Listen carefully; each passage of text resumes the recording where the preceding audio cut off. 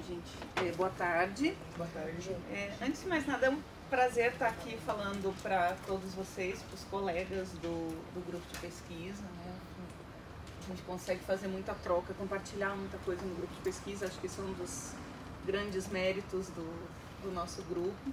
E eu queria dizer que, por uma questão de afinidade com as outras pesquisas que eu tenho, eu foquei conteúdo no radiojornalismo.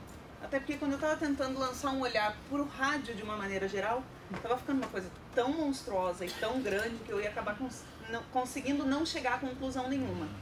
Né? Então acabou ficando o conteúdo no radiojornalismo contemporâneo. Bom, para a gente poder discutir o que é conteúdo no radiojornalismo, eu optei por tentar definir o que é esse conteúdo, especificamente o conteúdo jornalístico. Então, eu peguei um autor chamado Patrick Hessler, que tem um capítulo especificamente sobre conteúdo midiático, que é bem interessante, né?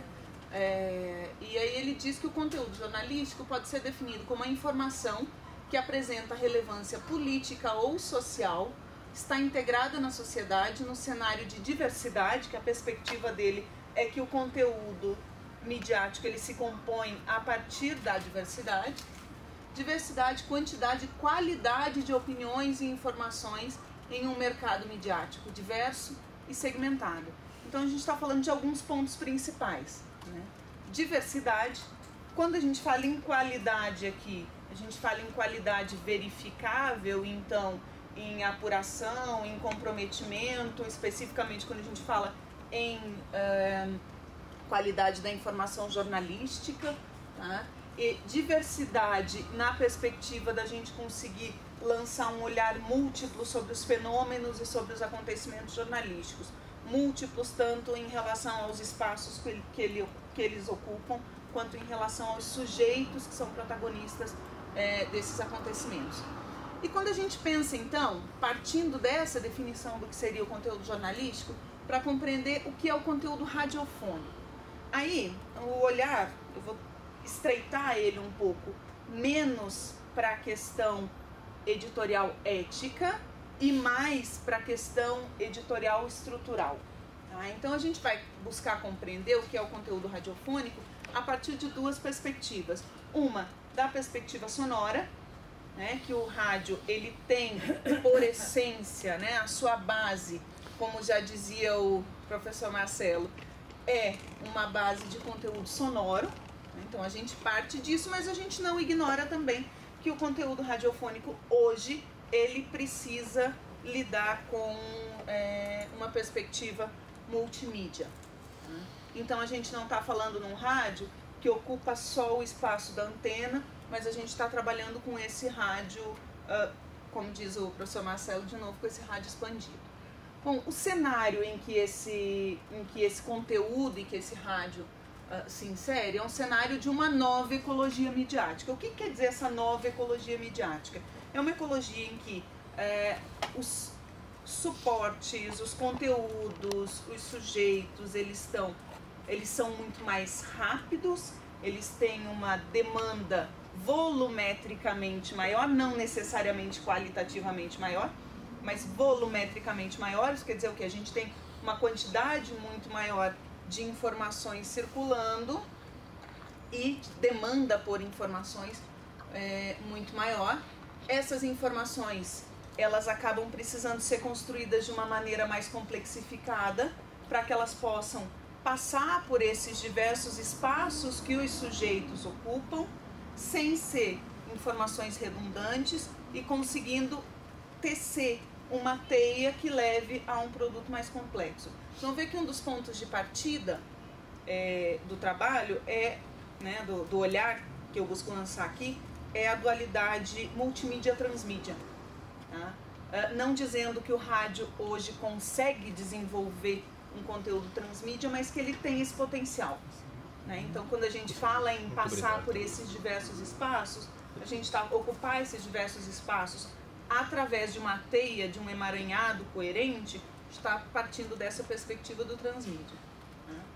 Bom, quando a gente pensa no desenho dessa nova ecologia midiática, claro, nós não estamos falando só do rádio, né? Nós estamos falando de um cenário muito maior que gera uma nova audiência. E aqui eu não estou falando necessariamente de audiência radiofônica, estou falando da configuração de um outro perfil de público, que é aquele público, se a gente partir do que fala o Henry Jenkins, é um público mais conectado, é um público mais ativo, é um público que está diretamente envolvido com os processos de inteligência coletiva e produção colaborativa, e que quer que as informações que ele vai consumir estejam nesses múltiplos espaços em que ele está.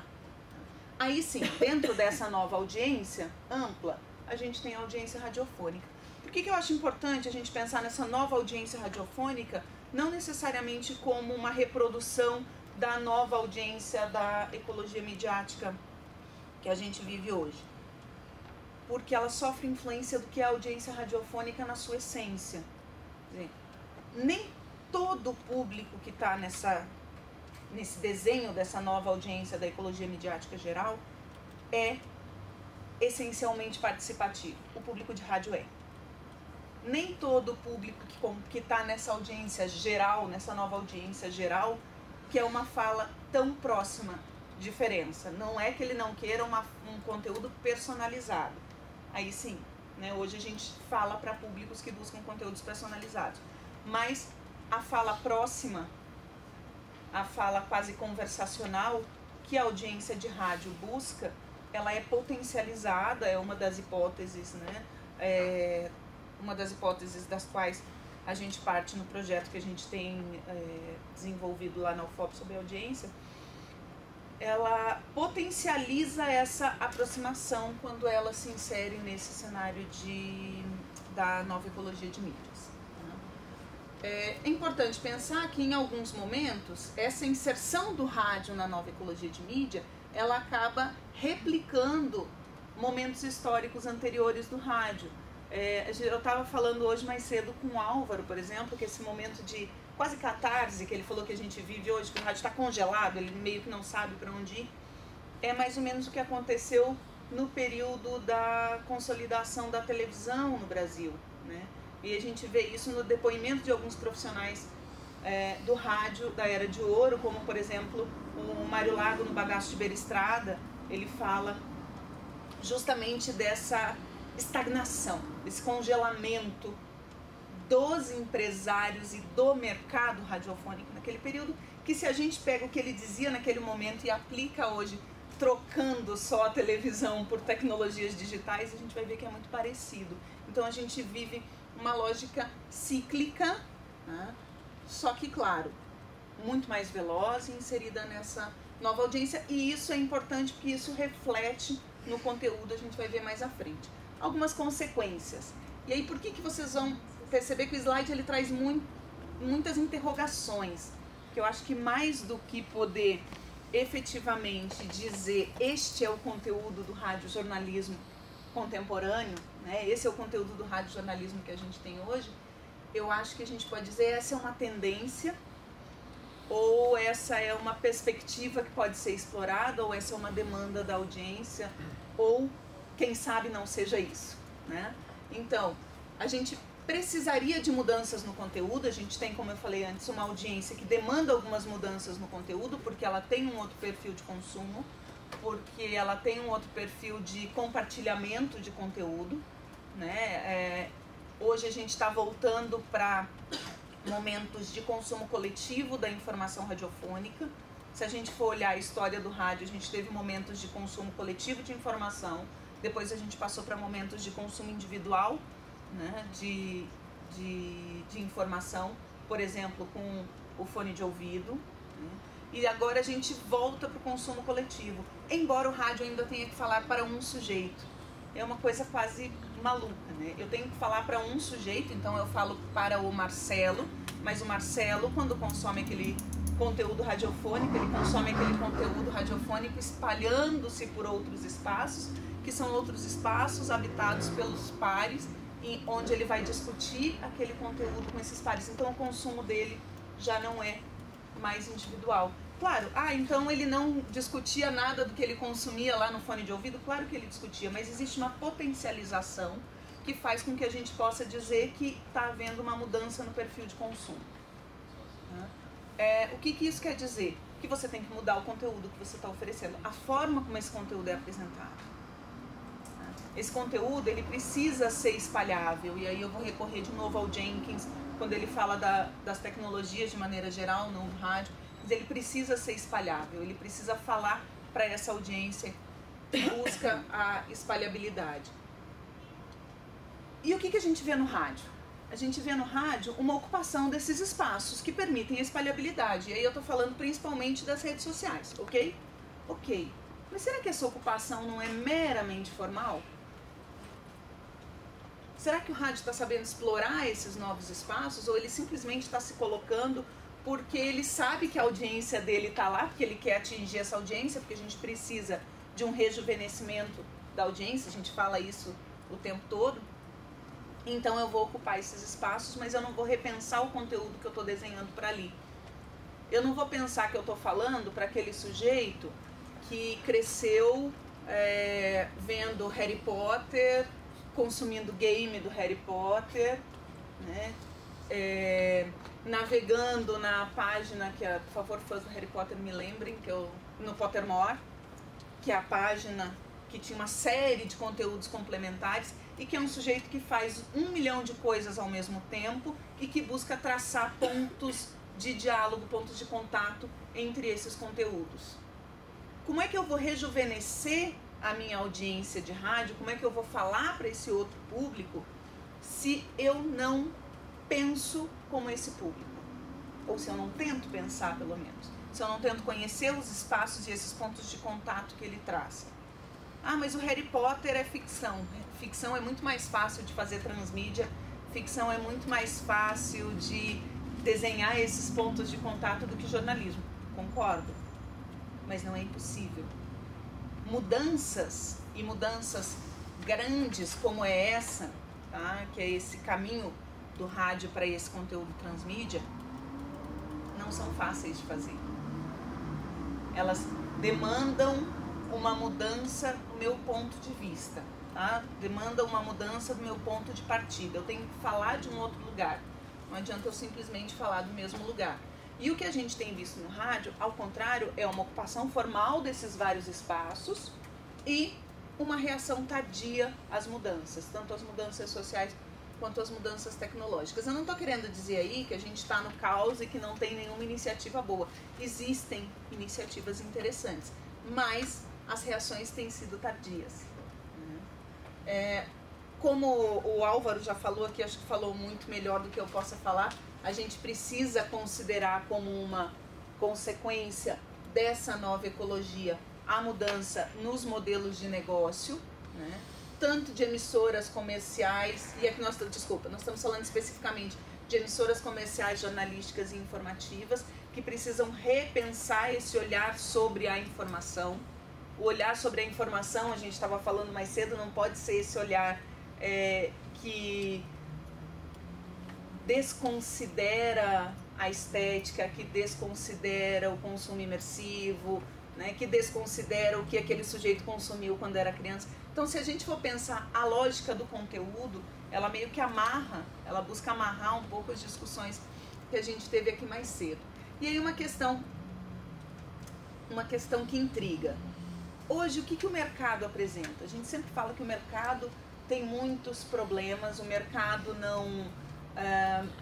não busca refletir sobre o conteúdo jornalístico, o mercado não faz um uso instrumental de todos esses espaços, de todas essas ferramentas.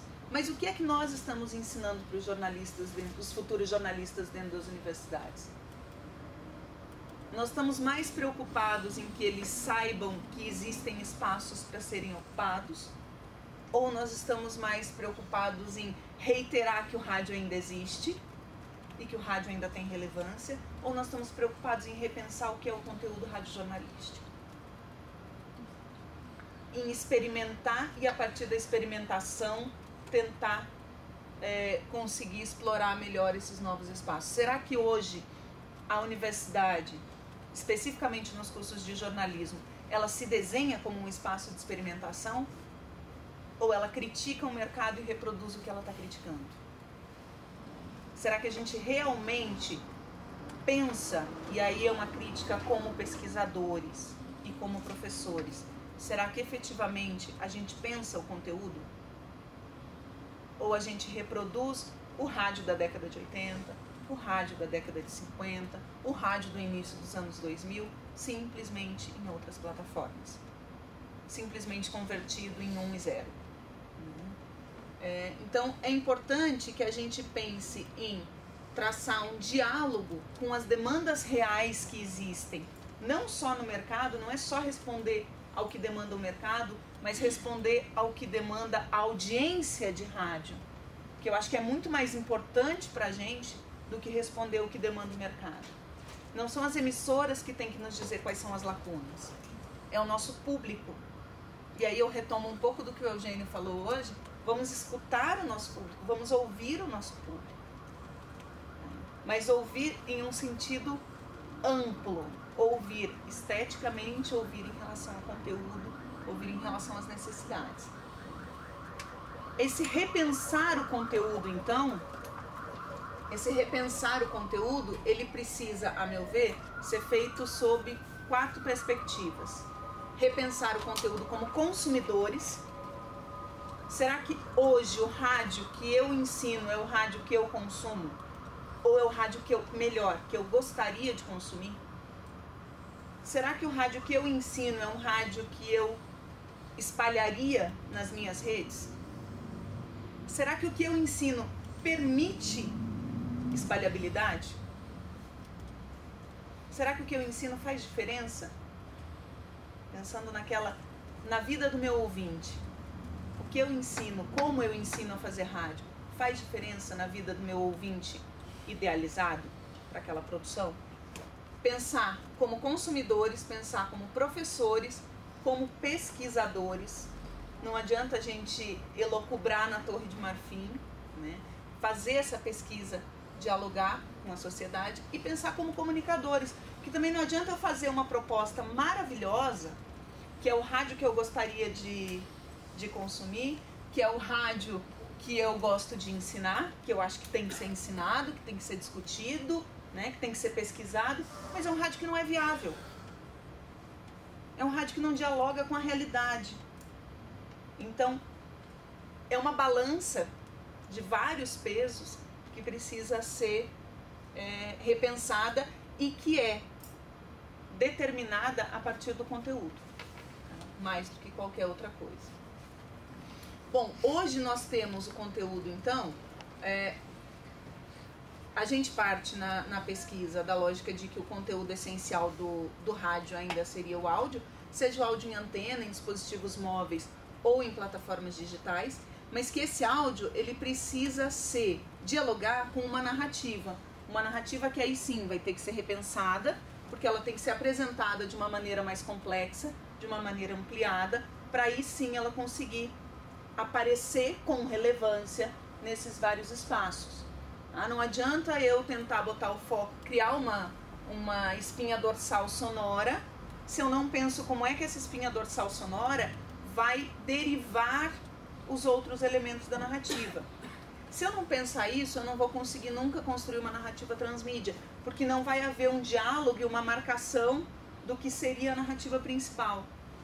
Para que eu consiga uma narrativa transmídia, não basta eu estar em vários suportes, em várias plataformas, eu usar várias ferramentas.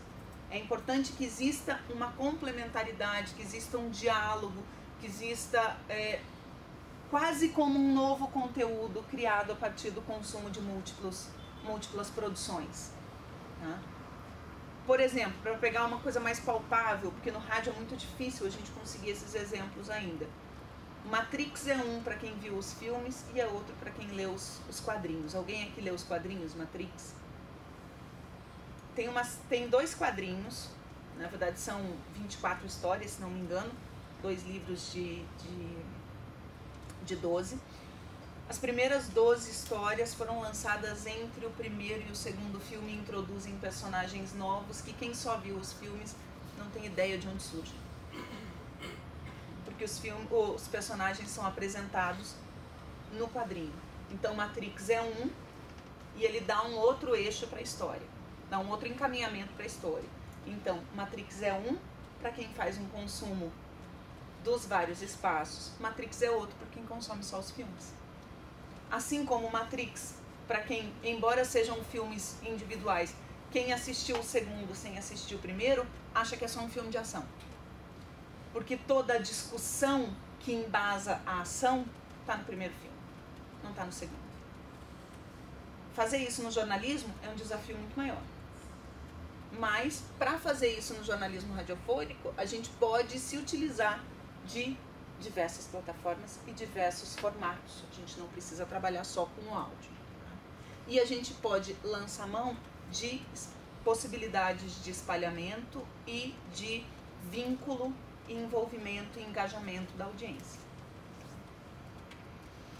Bom, quando a gente pensa, então, eu trouxe aqui uma proposta que é o ciclo natural versus o modelo de evolução midiática, que é apresentado pelo Carlos Escolar num texto dele sobre ecologia midiática. Tá? O que ele faz? Ele compara o ciclo natural da vida, né?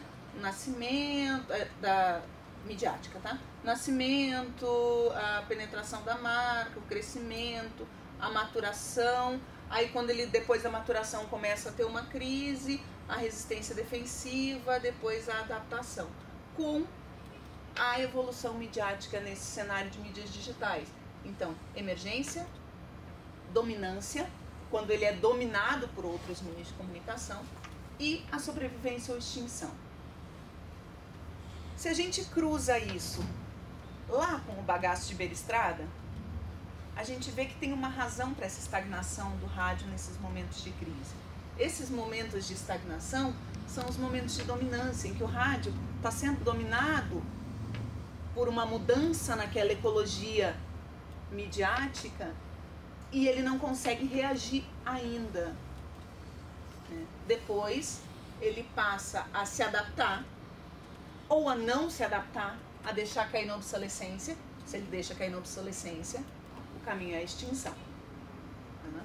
E existem meios que foram extintos. A gente sabe, se a gente pensa, por exemplo, no cinema mudo, não conseguiu se adaptar, acabou caindo.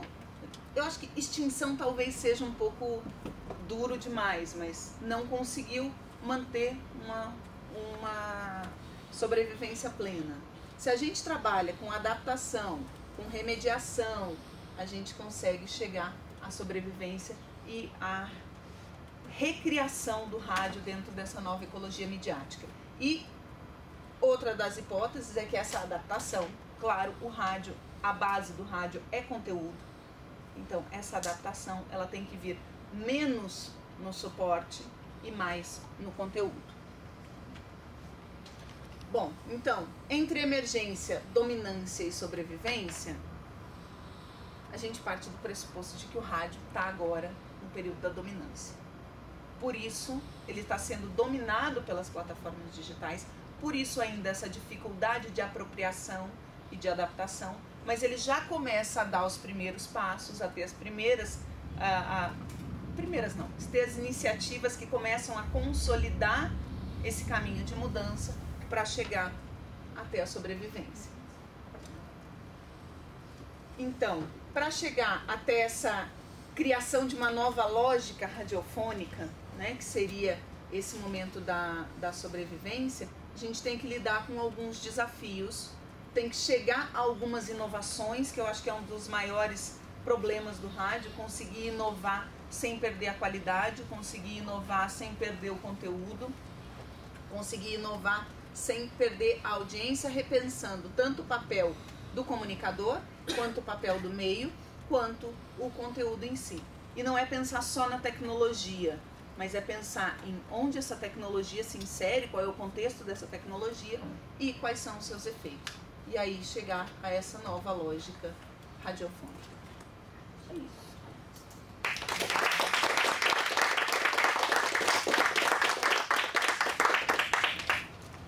Vai daí? Vou daqui. Falar do tempo, né? É, daí olhar para você. sou uma pessoa Não, não queria ser reprimida. Né? Pensando que... Gente, alguma questão? Posso fazer uma pergunta? Pode. É uma pergunta meio provocação. Parece que você evitou a questão da extensão ali no final. É uma provocação mesmo pelo seguinte, a gente sempre tende a não admitir que algumas coisas, né, nas quais a gente está inserido, ela tende a isso. Mas a minha pergunta é uma provocação mesmo. Pode vir a acontecer uma extensão, mesmo dentro do cenário que a gente vem tendo como desenhado pelo que vocês estão estudando? Olha, eu acho que a possibilidade de extinção, ela existe. Ela existe para qualquer meio dentro dessa ecologia, né? Agora ou depois. O que eu observo, né? E aí eu falo do projeto que eu fiz antes de pesquisa, que falava de rotinas produtivas, e desse que eu estou conduzindo agora sobre audiência, é que existem iniciativas. O rádio, ele está buscando a sua colocação. Claro, assim como existem iniciativas, elas são poucas ainda, proporcionalmente, e a ocupação, acho que instrumental seria a palavra menos dura, né? A ocupação instrumental das ferramentas e dos espaços é predominante. Se ficar só na ocupação instrumental, eu acho sim o caminho seria extinção. Mas eu vejo muito mais uma tentativa de redescobrir esse papel do rádio, de redescobrir a linguagem, de redescobrir o conteúdo, do que a manutenção só no uso instrumental. Claro, posicionamento pessoal. Qualquer coisa que a gente vá dizer sobre isso hoje vai ser futurologia, né? Não tem como dizer, vai extinguir, não vai extinguir. O que eu acho é que a gente passa por um processo de metamorfose, de mediamorfose. Então, o rádio como a gente conhece, ele não vai existir. Daqui a um tempo ele não vai existir. Mas qual é o meio que está permanecendo como a gente conhecia há 20 ou há 30 ou há 40 anos?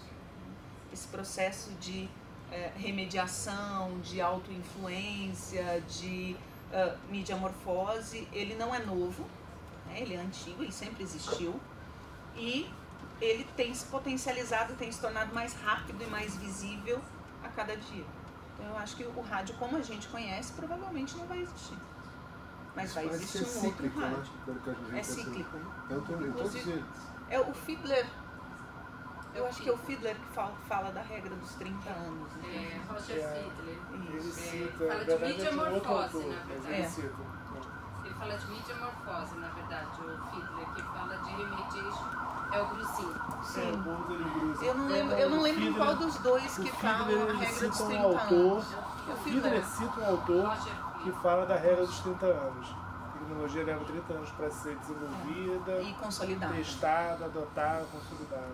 E aí, a cada 30 anos, o processo de consolidação se daria a cada 30 anos. Por exemplo, a tecnologia do computador desenvolvida lá anos 60, 70, consolidada nos anos 90, 2000. Eu não sei se dá para hoje a gente falar mais nessa questão de tempo, por causa da aceleração das novas tecnologias, né? Hoje muda muito rapidamente, né? Não sei se dá para marcar esse tempo mais. Eu não sei se dá. O Fiedler refuta, né? Ele fala que não teve aceleração, na verdade continua. Né? Quando você começa... Quando eu li isso, que eu comecei a ver as tecnologias, as que eram de 30 anos para trás, foi lá em 2009, 2010, eu fiquei assustada porque realmente dava certo, né? Eu não conseguia ainda pegar uma tecnologia que tenha cumprido o ciclo em menos de 30 anos. Mas a sensação que a gente tem é de aceleração. Né?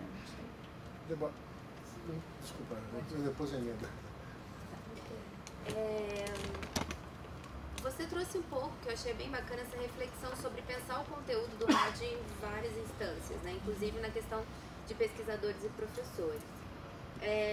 Eu li recentemente um texto do Canavilhas que ele fala um pouco sobre essa reaproximação da academia em relação ao mercado, principalmente em relação a essas empresas midiáticas, né? E ele fala que esse novo cenário que está sendo transformado por essas mídias digitais, é uma ótima oportunidade da academia se reaproximar do mercado, não só na qualificação dos profissionais, mas principalmente trazendo soluções que não foram pensadas pelo mercado, né? Que vem da academia. Aplicada. Eu queria saber um pouco o que você acha sobre isso nesse cenário que você trouxe da ecologia imediata. Na verdade, o projeto que eu estou desenvolvendo atualmente, que nós estamos desenvolvendo, na verdade, lá na UFOP, ele trabalha com pesquisa aplicada, né? A gente parte de uma demanda de mercado para desenvolver o projeto, que é essa tentativa de desenhar uma metodologia para poder conhecer o perfil da audiência de rádio e mídias digitais. Então é um desafio monstro, que claro, a gente não vai conseguir no primeiro projeto, a gente está fazendo um primeiro projeto para apresentar a proposta de desenho de metodologia, testando com um grupo pequeno, aí depois a gente vai tentar afinar e expandir e tal. Mas eu acho que eu sou defensora da pesquisa aplicada. Só que eu acho que a gente não pode pensar a pesquisa aplicada simplesmente a partir das demandas do mercado, né? É isso que eu tentei falar aqui. Quer dizer, a gente precisa escutar o mercado, sim, mas a gente precisa escutar também a audiência. Ou então considerar a audiência como parte do mercado, que eu acho muito digno, né? Só que aí, quando a gente for construir as propostas de pesquisa, pensar as pesquisas aplicadas, pensar esse diálogo entre academia e mercado, não conduzir sempre para as redações, para os meios de comunicação, que é uma tendência porque é muito mais simples você escutar os meios de comunicação que você escutar a audiência. A audiência é muito pouco palpável para você conseguir desenhar um projeto que escute a audiência. Mas a configuração do meio, ela dialoga tanto com o mercado quanto com a audiência. Talvez até mais com a audiência do que com as empresas. Não sei se eu te respondi. Sim. Gente, eu sei que tem várias questões, mas como a gente está atrasado, tem algumas pessoas que dependem de avião, ônibus e tudo, a gente já passar para a próxima, depois para a próxima, e daí os que precisam sair, saem.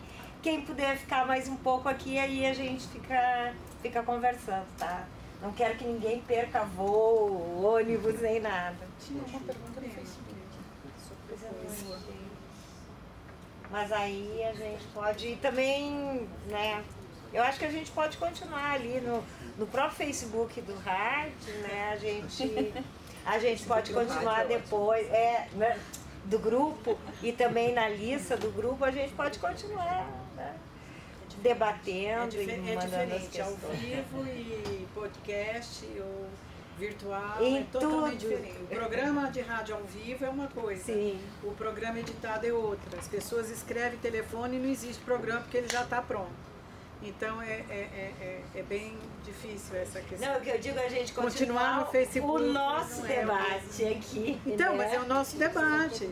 É como no rádio. O rádio ao vivo é uma coisa. Sim, o rádio virtual, o rádio editado, não virtual, não necessariamente virtual, mas o programa editado é outro, né?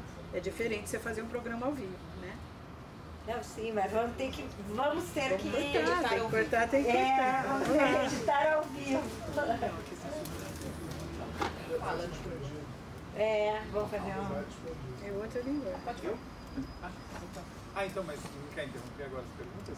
Não, pois é, o que eu estava propondo é que a gente já passasse para a próxima mesa e, né, pra gente, a gente depois faz um debate no final, né, e daí os que precisam sair, pelo menos não ficaram sem interagir um pouco, e o resto a gente pode continuar aqui, até a hora que o Gêmeo disser que não, tem que sair, né? Bom, vamos bater palma para...